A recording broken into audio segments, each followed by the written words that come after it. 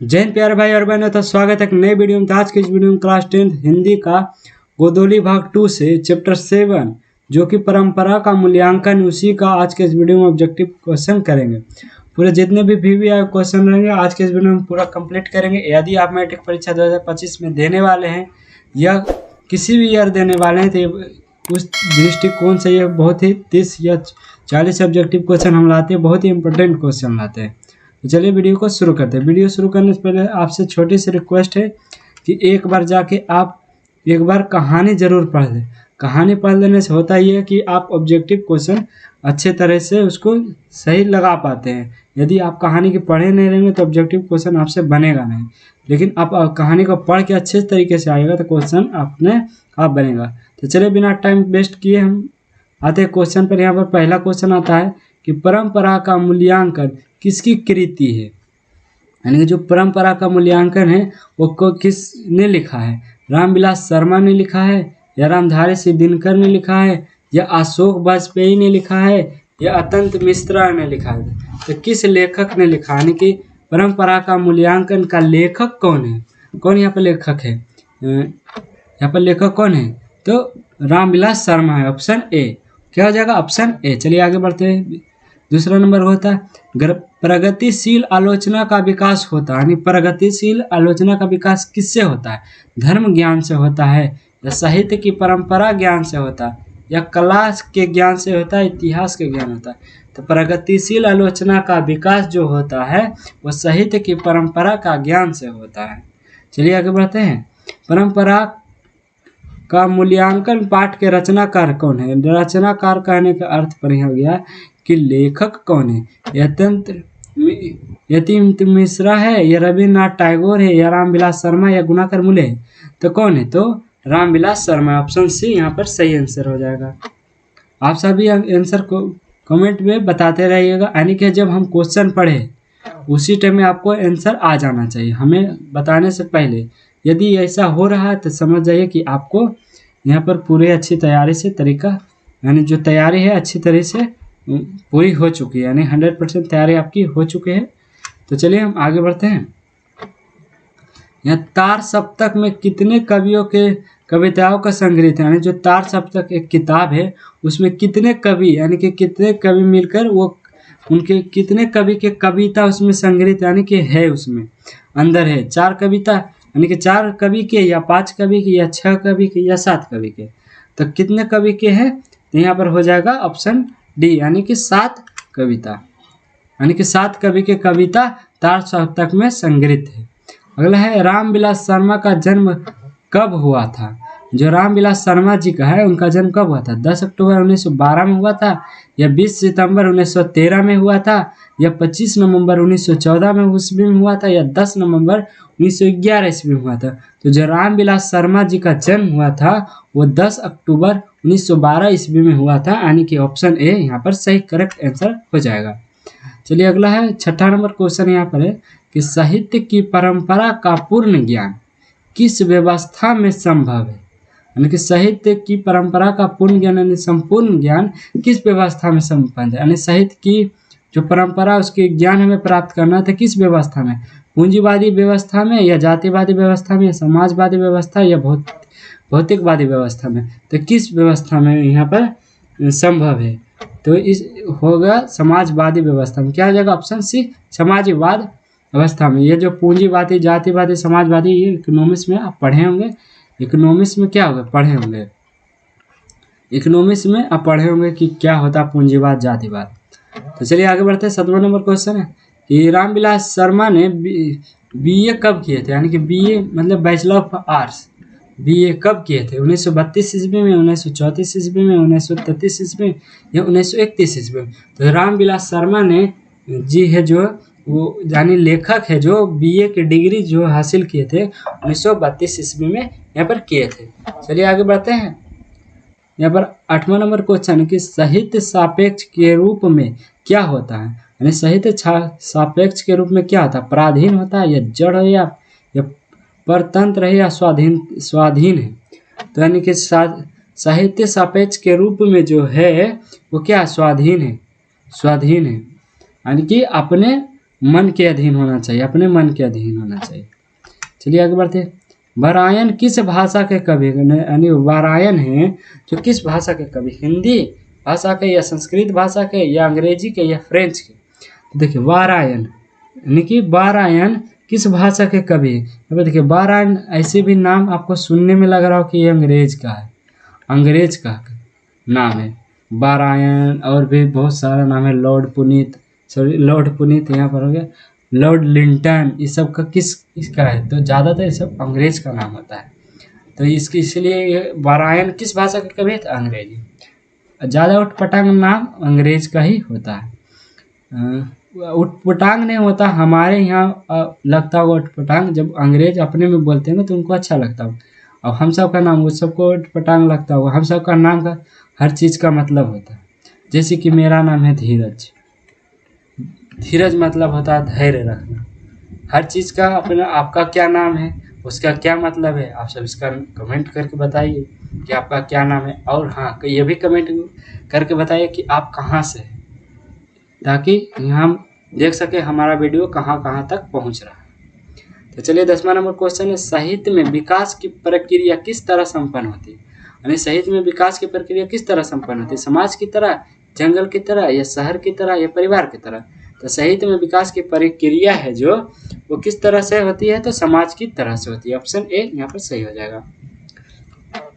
निराला की साहित्य साधन किसकी कृति है। देखिए साहित्य के बारे में ज़्यादा आएगा, अगर 10वीं की परीक्षा में दे रहे होंगे तो जहाँ भी साहित्य के बारे में आ जाए तो आप रामविलास शर्मा यहाँ पर मार सकते हैं। बिल्कुल 100% तो नहीं तो कम से कम 85% बिल्कुल आपका सही होगा। जहाँ भी आ जाए साहित्य, जहाँ भी क्या आ जाए साहित्य, दूधनाथ सिंह तो बिल्कुल नहीं होगा, रघुवीर सहाय की बिल्कुल नहीं होगा, तो रामविलास शर्मा की जी बिल्कुल होगा, मुक्ति बोध की बिल्कुल नहीं होगा। तो देखिए अब हम आपको बताए थे चैप्टर 5 में बोला थे नागरी लिपि था, लिपि। तो जहाँ भी आ जाए नागरी लिपि तो सीधे आप बनाए दे क्या मार देगा, गुणाकर मूले, ये हमको आपको बताए थे। उसी प्रकार यहाँ जहाँ आ जाए साहित्य तो आप वहाँ पर मार सकते हैं रामविलास शर्मा। आप क्योंकि साहित्य के बारे में पूरे हिंदी अध्याय में रामविलास शर्मा ने ही चर्चा किए थे, और नागरी लिपि के बारे में गुणाकर मूले जी ने चर्चा किए थे। तो चलिए आगे बढ़ते हैं। 12वां नंबर क्वेश्चन, परंपरा का मूल्यांकन किस विधा की रचना, यानी कि जो परंपरा का मूल्यांकन क्या है, ये कहानी है या निबंध है या स्मरणीय या लघु कथा है। कहानी मतलब समझ रहे होंगे, निबंध मतलब भी समझ रहे, स्मरणीय मतलब किसी का यादें होता है, यानी किसी का यादें, उसको याद में हम कुछ लिख रहे हैं। तो स्मरणीय तो लघु कथा मतलब शॉर्ट कहानी के, यानी कि छोटा मोटा कहानी। तो जो परंपरा का मूल्यांकन है वो क्या है, एक निबंध है।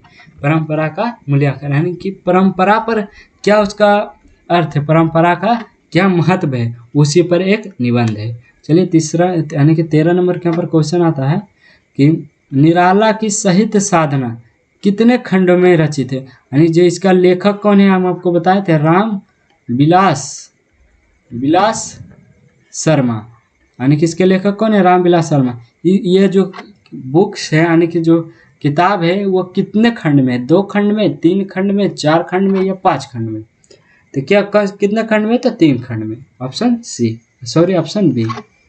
अगला क्वेश्चन है 14 नंबर क्वेश्चन, रामविलास शर्मा किस संस्थान के निर्देशक बने थे। यानी जो रामविलास शर्मा किस संस्था के निर्देशक बने थे, KM हिंदी संस्था या JM हिंदी संस्था या हिंदी साहित्य अकादमी या राष्ट्रभाषा परिषद। जो रामविलास शर्मा थे वो संस्था बने थे, निर्देशक बने थे किस संस्थान के, तो यहाँ पर बने थे KM हिंदी संस्थान कहने का अर्थ हो गया कि वहाँ पर वो मेन हेड थे, यानी कि निर्देशक थे कि कैसा कैसा उस संस्थान में क्या क्या कैसा होना चाहिए। तो KM हिंदी संस्थान के क्या थे, निर्देशक थे। अगला है प्रेमचंद्र और उनकी युग किनकी रचना है। प्रेमचंद्र और उनकी युग किनकी रचना, यहाँ पर आप कंफ्यूज हो जाइएगा कि प्रेमचंद्र है तो आप प्रेमचंद्र के मार दीजिएगा, तो यहाँ पर बिल्कुल नहीं होगा, ये बिल्कुल गलत होगा। डॉक्टर मुरारी मोहर जोशी जी का बिल्कुल नहीं है, दिनकर जी का बिल्कुल नहीं। तो यहाँ आप बोलिएगा प्रेमचंद्र है तो प्रेमचंद्र अपने बारे में खुद लिखेंगे नहीं, यहाँ पर लिखा उनका युग, उनका युग, तो उनका युग वो खुद नहीं लिख सकते हैं। जैसे मान लीजिए कि यदि हमें अभी बोल दे कि लिख दे गांधी जी युग का युग लिखना, तो हम लिख सकते। गांधी जब थे वो समय का अपना युग खुद नहीं लिख सकते, उनके बाद कोई लिख सकता है। जैसे अगर ये हमारा युग है तो हम अपने युग के बारे में नहीं लिख सकते, क्योंकि हम भविष्य के बारे में नहीं जानते हैं। यहाँ पर हम भविष्य के बारे में बिल्कुल नहीं जान, हाँ प्रेजेंट के बारे में जानते हैं और पास्ट के बारे में जानते हैं, पर भविष्य में क्या हो युग में तो नहीं लिख सकते। हमारा युग में अभी क्या क्या होगा। जैसे पहले के ऑफलाइन पढ़ते थे, जैसे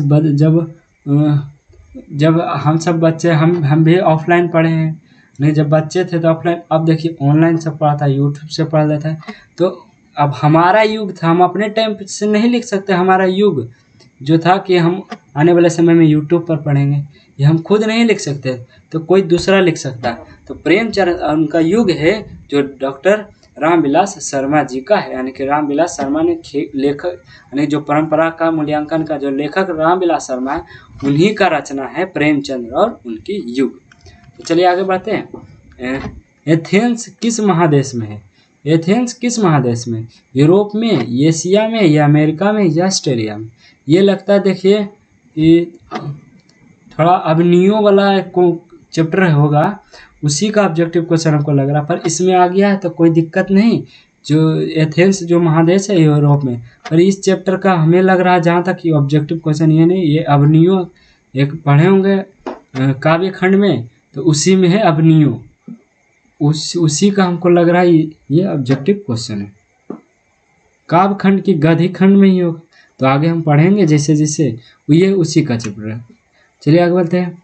लैटिन कवि कौन है? लैटिन कवि कौन है?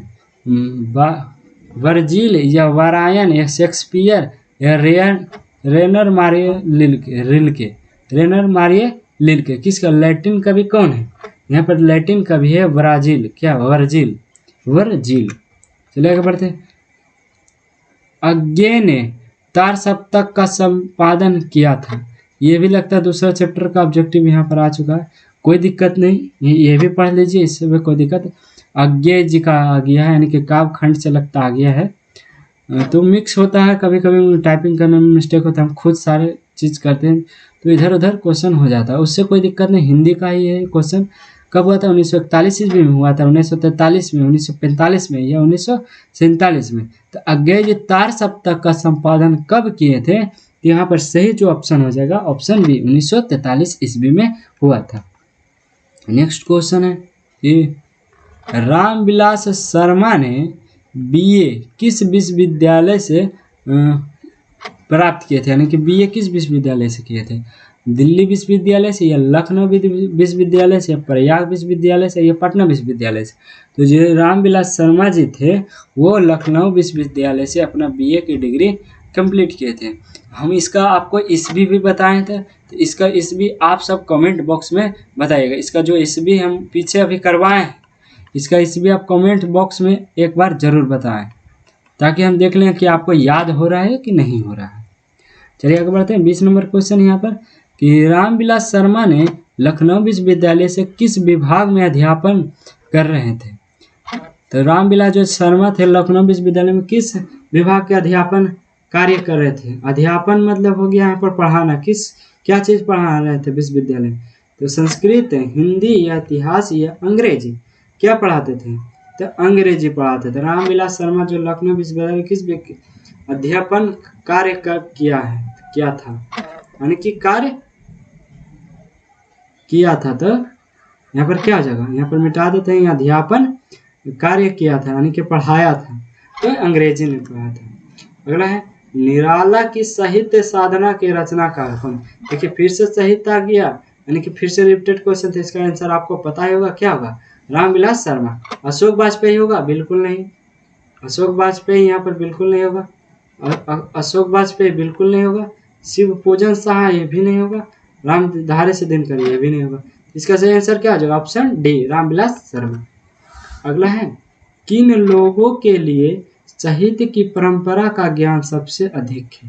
यानी कि किन लोगों के, किनको जरूरी है साहित्य की परंपरा का ज्ञान?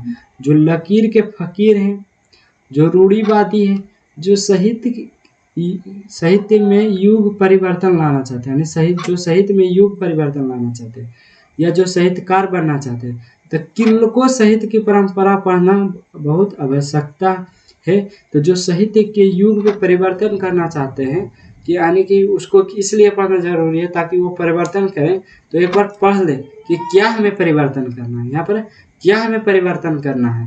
तो यहाँ पर जो साहित्य के युग में परिवर्तन करना चाहते हैं वो एक साहित्य की, जैसे मान लीजिए हम आपको पढ़ाना चाहते हैं, तो पढ़ाने से पहले हमको खुद पढ़ना होगा, तब हम जाके आपको पढ़ाएंगे। इसलिए जब साहित्य की परंपरा का ज्ञान होगा तभी हम उसमें कुछ परिवर्तन ला सकते हैं। चलिए आगे बढ़ते हैं।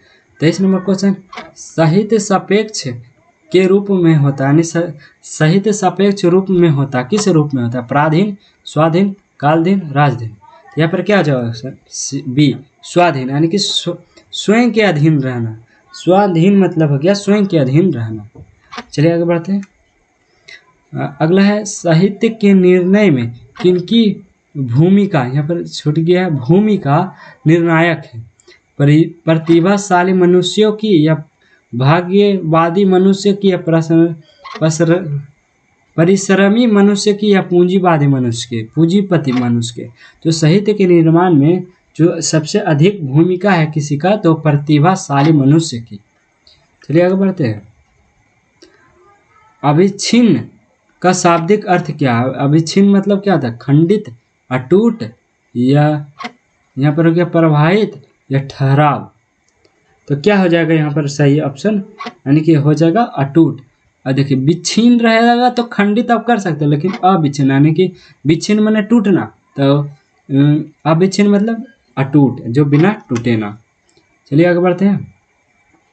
कौन सा ऐसा गुलाम देश है जिनका सभ्यता ने सारे यूरोप को प्रभावित किया था? यानी कि कौन ऐसा देश जो गुलाम था जिनकी सभ्यता यानी कि उसकी परंपरा यानी कि संस्कृति पूरे यूरोप में प्रभावित किया था? किसका? तो भारत का। तो भारत देखिए यूरोप में तो है नहीं, भारत जो है एशिया महादेश में आता, आपको पता ही होगा। अमेरिका तो खुद एक महादेश यानी कि देश है। दक्षिण अफ्रीका एक खुद महादेश है। दक्षिण अफ्रीका नहीं, अफ्रीका एक महादेश है। एथेंस, इसका सही आंसर क्या जो एथेंस, क्या जगह? एथेंस। चलिए आगे बढ़ते हैं। आदिम का अर्थ क्या है? आदिम का यहाँ पर अर्थ क्या होगा? आदिम का यहाँ पर अर्थ होगा आदमी, या अति प्राचीन, या अप्राचीन, या वनमानस। क्या होगा? तो अति प्राचीन। आदिम का अर्थ है बहुत प्राचीन लोगों को आदिम कहा जाता था। चलिए 28 नंबर क्वेश्चन यहाँ पर आता है। किस वर्ष की क्रांति के बाद रूसी और गैर रूसी जातियों की आपसी में बहुत बड़ा परिवर्तन आया? तो ये देखिए इकोनॉमिक्स में भी आप पढ़े होंगे कि जो रूस में हुआ था एक यानी कि क्रांति हुआ था, उसको क्या कहते? तो 1915 की क्रांति बिल्कुल नहीं, 1916 क्रांति बिल्कुल नहीं, 1917 क्रांति बिल्कुल जी हाँ, 1918 क्रांति बिल्कुल नहीं। इसको अब इकोनॉमिक्स में इतिहास में पढ़े होंगे, इसको आप क्या पढ़ेंगे? इतिहास में पढ़े होंगे कि जब रूस में जो हुआ था खूनी रविवार आप पढ़े होंगे, 1917 की क्रांति पढ़े होंगे। तो चलिए इस तरह से आगे बढ़ते हैं। यहाँ इकोनॉमिक्स की चर्चा हम यहाँ पर बिल्कुल नहीं करेंगे, यहाँ पर हिंदी की बात कर रहे थे। हिंदी हम इतना आपको याद दिला देते कि आप इकोनॉमिक्स में पढ़े होंगे। तो यदि हम इकोनॉमिक्स का यहाँ पर सब्जेक्टिव क्वेश्चन लाएंगे तो वहाँ पर देखिए जरूर रहेगा 1917 की क्रांति, तो उसमें आपको हम डिटेल से पढ़ाएंगे। चलिए आगे फिलहाल हम हिंदी पढ़ते हैं। सभ्यता का हर स्तर क्या नहीं होता? धर्म युद्ध, कर्म युद्ध, वर्ग युद्ध, या द्वंद्व युद्ध? तो सभ्यता का हर स्तर वर्ग युद्ध नहीं होता है, वर्ग युद्ध नहीं होता, बाकी कर्म युद्ध होता है, धर्म युद्ध भी होता है, और द्वंद्व युग भी होता है। अगला है शर्मा जी ने, यहाँ पर शर्मा जी कह दिया तो मतलब रामविलास शर्मा, रामविलास है, यहाँ पर क्या हो जाएगा? रामविलास शर्मा। यहाँ पर हम लिख लेते हैं राम विलास शर्मा। यह शर्मा जी का कहने का अर्थ क्या है? रामविलास शर्मा, जिन्हें पुरस्कार की राशि किसे दान स्वरूप दे दिया था? यानी जो शर्मा जी को पुरस्कार मिला था उसका जो दान के स्वरूप में यानी कि दान के रूप में किसको दे दिए थे? गरीबों को, बेरोजगारों को, या भारत सरकार को, या राज्य सरकार को? तो जो शर्मा जी थे वो अपने पुरस्कार की जो राशि था वो भारत सरकार को दे दिए थे। इस प्रकार से इस चैप्टर में टोटल 30 में VVI क्वेश्चन लगे थे जो कि पूरा आपको करवा चुके हैं। तो चलिए मिलते हैं नेक्स्ट वीडियो यानी कि चैप्टर 8 का जब हम ऑब्जेक्टिव क्वेश्चन लगाए थे उस वीडियो में मिलेंगे। तो उस वीडियो को भी आप एक बार जरूर देखिएगा। तो चलिए मिलते हैं नेक्स्ट वीडियो में। जब तक के लिए जय भारत।